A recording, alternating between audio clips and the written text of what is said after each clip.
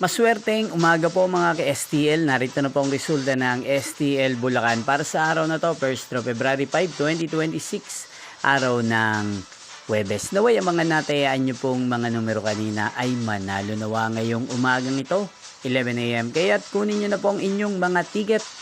Narito na po ang resulta. Ang mga numerong nanalo sa STL Bulacan ngayong umagang ito, February 5, 2026.